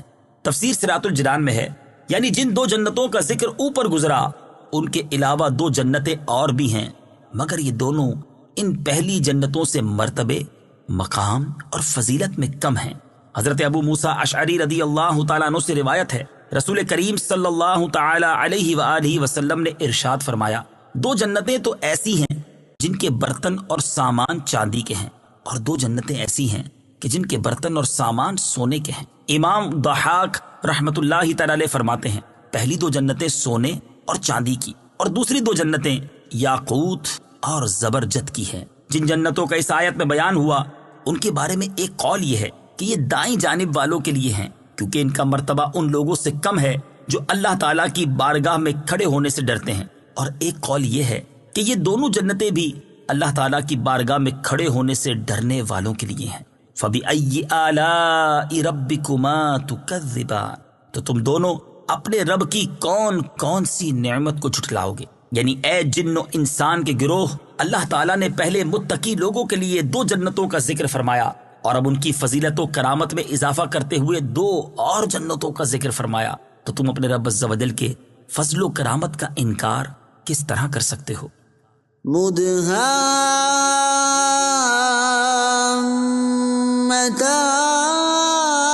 مدهامتان فبأي آلاء ربكما تكذبان۔ ترجمہ، وہ دونوں جنتیں نہایت سبز درختوں کی وجہ سے سیاہی کی جھلک دے رہی ہیں، تو تم دونوں اپنے رب کی کون کون سی نعمت کو جھٹلاؤ گے؟ مدہامتان، وہ دونوں جنتیں نہایت سبز درختوں کی وجہ سے سیاہی کی جھلک دے رہی ہیں۔ اس آیت میں ان جنتوں کا وصف بیان کیا گیا ہے کہ ان کے درختوں کے پتے اتنے سبز ہیں کہ وہ سیاہی کی جھلک دے رہے ہیں۔ سبز رنگ کا فائدہ، یہ انتہائی خوشنما رنگ ہے اور نور نظر کے لیے بہت مفید ہے۔ حضرت جابر بن عبداللہ رضی اللہ تعالی عنہ سے روایت ہے، نبی اکرم صلی اللہ تعالی علیہ وآلہ وسلم نے ارشاد فرمایا، سبز رنگ کی طرف دیکھنے سے بصارت میں اضافہ ہوتا ہے۔ فَبِأَيِّ آلَاءِ رَبِّكُمَا تُكَذِّبَانِ، تو تم دونوں اپنے رب کی کون کون سی نعمت کو جھٹلاؤ گے؟ تفسیر صراط الجنان میں ہے، یعنی اے جن اور انسان کے گروہ، اللہ تعالیٰ نے تمہارے لیے سبز جنتیں بنائیں، کیونکہ سبز رنگ کی طرف دیکھنے سے بصارت میں اضافہ ہوتا ہے، تو تم اس کی وحدانیت کا انکار کس طرح کر سکتے ہو؟ فیہما عینان نضاختان فبأي آلاء ربكما تكذبان۔ ترجمہ، ان میں دو چھلکتے ہوئے چشمے ہیں، تو تم دونوں اپنے رب کی کون کون سی نعمت کو جھٹلاؤ گے؟ فیہما عینان نضاختان، ان میں دو چھلکتے ہوئے چشمے ہیں۔ تفسیر صراط الجنان میں ہے، یعنی ان دونوں جنتوں میں پانی کے چھلکتے ہوئے دو چشمے ہیں جن کا پانی ٹوٹتا نہیں۔ حضرت عبداللہ ابن عباس رضی اللہ تعالیٰ عنہما اس آیت کی تفسیر میں فرماتے ہیں کہ ان دونوں جنتوں میں اہل جنت پر خیر و برکت کے ساتھ پانی کے دو چھلکتے ہوئے چشمے ہیں، اور حضرت عبداللہ ابن مسعود رضی اللہ تعالیٰ عنہ اس کی تفسیر میں فرماتے ہیں کہ ان دونوں جنتوں میں اللہ تعالیٰ کے پیاروں پر مشک اور کافور کی خوشبو کے ساتھ پانی کے دو چھلکتے ہوئے چشمے ہیں۔ اور حضرت انس بن مالک رضی اللہ تعالی عنہ فرماتے ہیں، اہل جنت کے گھروں میں مشک اور عنبر کی خوشبو کے ساتھ پانی کے دو چھلکتے ہوئے چشمے ہیں۔ فَبِأَيِّ آلَاءِ رَبِّكُمَا تُكَذِّبَانِ، تو تم دونوں اپنے رب کی کون کون سی نعمت کو جھٹلاؤ گے؟ تفسیر صراط الجنان میں ہے، یعنی اے جن اور انسان کے گروہ، تم میں سے نیک اعمال کرنے والوں کو ایسا عظیم ثواب عطا کر کے اللہ تعالیٰ نے تم پر انعام کیا، تو تم دونوں اپنے رب عز و جل کی کون کون سی نعمت کو جھٹلاؤ گے؟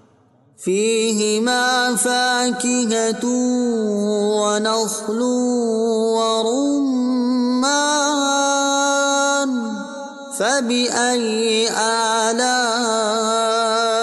ربكما تكذبان۔ ترجمہ، ان جنتوں میں میوے اور کھجوریں اور انار ہیں، تو تم دونوں اپنے رب کی کون کون سی نعمت کو جھٹلاؤ گے؟ وَنَخْلٌ وَرُمَّانٌ، اور کھجوریں اور انار۔ تفسیر صراط الجنان میں ہے، یعنی جنتوں میں ہر طرح کے میوے ہوں گے۔ کھجور اور انار اگرچہ میوے میں داخل ہیں، لیکن ان کی فضیلت اور شرف کی وجہ سے انہیں خاص طور پر ذکر کیا گیا ہے۔ کھجور اور انار کے فضائل، یہاں آیت میں کھجور اور انار کا بطور خاص ذکر کیا گیا، اسی مناسبت سے ہم یہاں کھجور اور انار کے چند فضائل بیان کرتے ہیں۔ چنانچہ حضرت عبداللہ ابن عمر رضی اللہ تعالی عنہما فرماتے ہیں، تاجدار رسالت صلی اللہ تعالی علیہ وآلہ وسلم نے ارشاد فرمایا، درختوں میں سے ایک ایسا بھی ہے جس کے پتے نہیں گرتے، اور اس کی مثال ایک مسلمان جیسی ہے۔ مجھے بتاؤ وہ کون سا ہے؟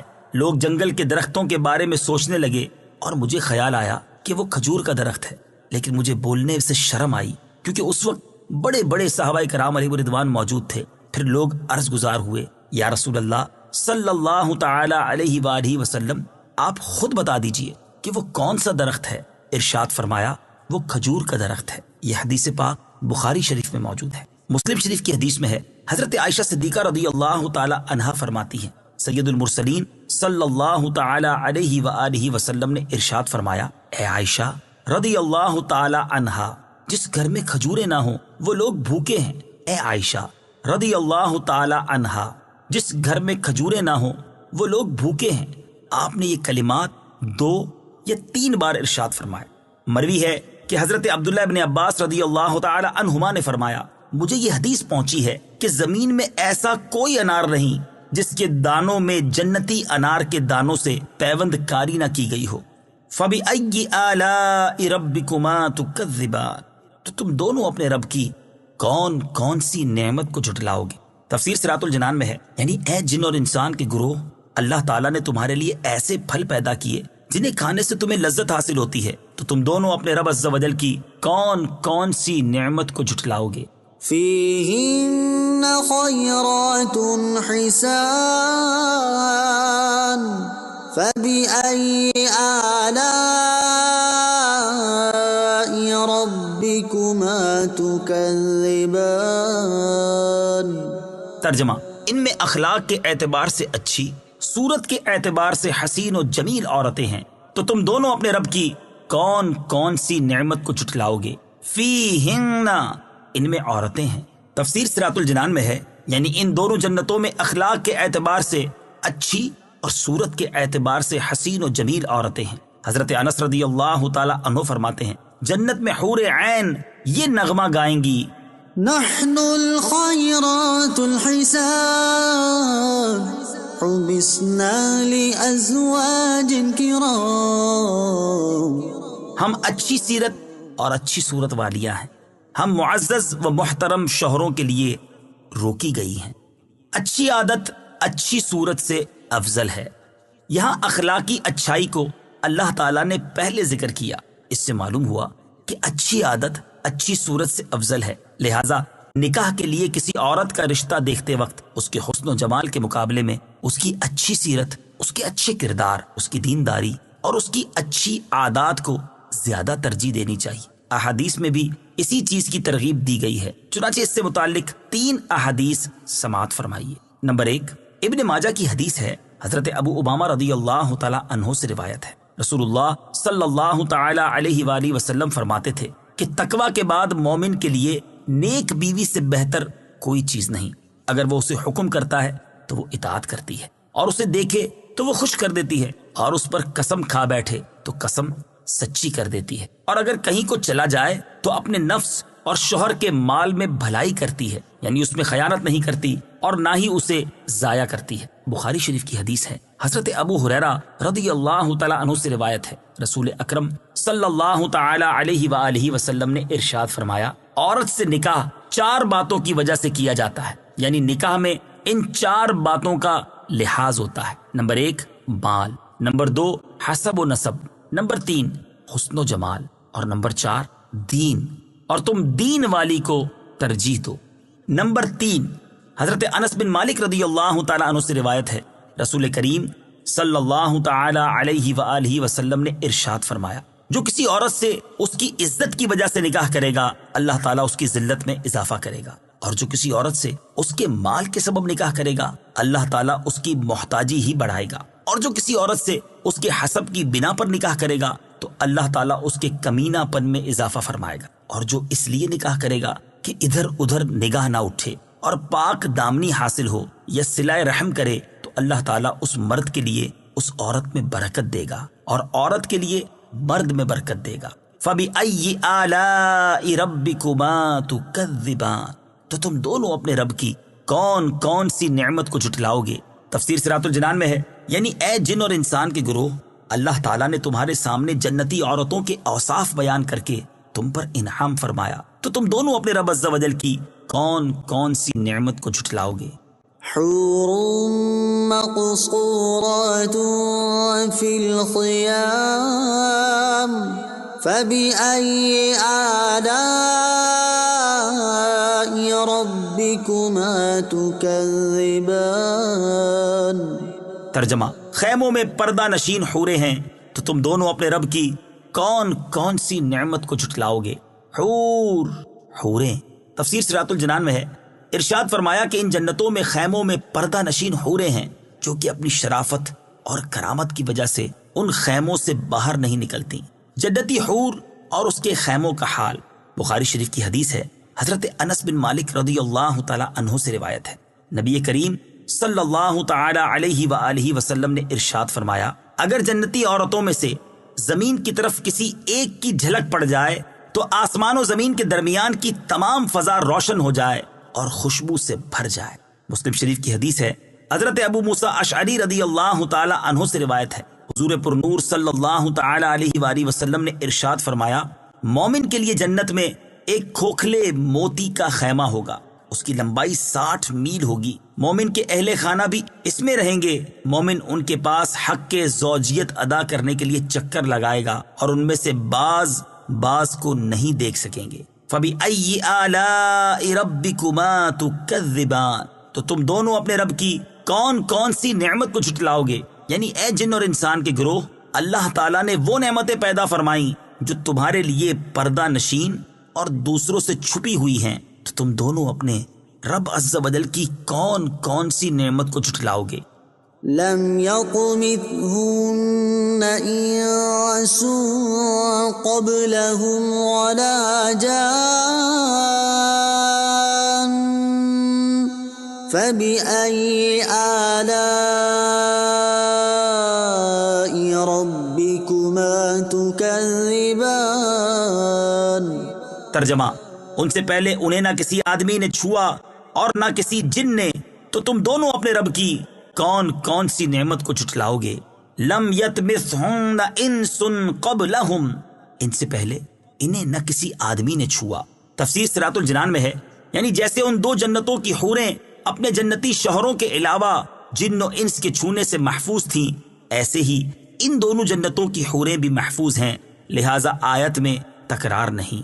فَبِأَيِّ آلَاءِ رَبِّكُمَا تُكَذِّبَانِ، تو تم دونوں اپنے رب کی کون کون سی نعمت کو جھٹلاؤ گے؟ تفسیر صراط الجنان میں ہے، یعنی اے جن اور انسان کے گروہ، اللہ تعالیٰ نے تمہارے لیے جنت میں وہ نعمتیں تیار کی جنہیں نہ کسی آنکھ نے دیکھا، نہ کسی کان نے سنا، اور نہ ہی کسی انسان کے دل پر ان کا خیال گزرا۔ تو تم دونوں اپنے رب عز و جل کی ان نعمتوں کو جھٹلاؤ گے یا ان کے علاوہ دوسری نعمتوں کو جھٹلاؤ گے؟ متكئين على رفرف خضر وعبقري حسان فبأي آلاء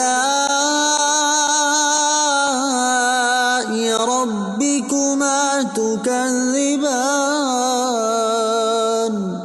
ترجمہ: جنتی سبز قالینوں اور انتہائی خوبصورت بچھونوں پر تکیہ لگائے ہوئے ہوں گے، تو تم دونوں اپنے رب کی کون کون سی نعمت کو جھٹلاؤ گے؟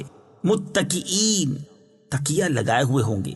تفسیر صراط الجنان میں ہے، اللہ تعالیٰ کے حضور کھڑے ہونے سے ڈرنے والوں کو جو دو جنتیں عطا ہوں گی، ان کے جنتی بچھونوں کا ظاہری حال بیان نہیں کیا گیا، جیسا کہ آیت نمبر 54 میں گزرا، کیونکہ ان بچھونوں کی شان بہت بلند ہے اور ان کا ظاہری حال عقل اور فہم کے ادراک سے باہر ہے، جبکہ دوسری دو جنتوں میں اہل جنت کو جو بچھونے عطا ہوں گے ان کا ظاہری حال یہاں بیان کر دیا گیا کہ وہ سبز اور منقش ہوں گے۔ اس سے ان بچھونوں میں فرق صاف ظاہر ہو رہا ہے۔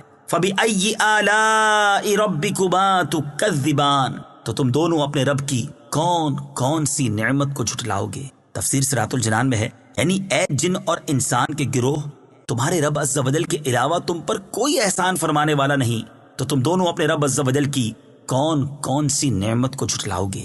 تبارک اسم ربک ذی الجلال والاکرام۔ ترجمہ: تمہارے رب کا نام بڑی برکت والا ہے جو عظمت اور بزرگی والا ہے۔ تبارک اسم ربک، تمہارے رب کا نام بڑی برکت والا ہے۔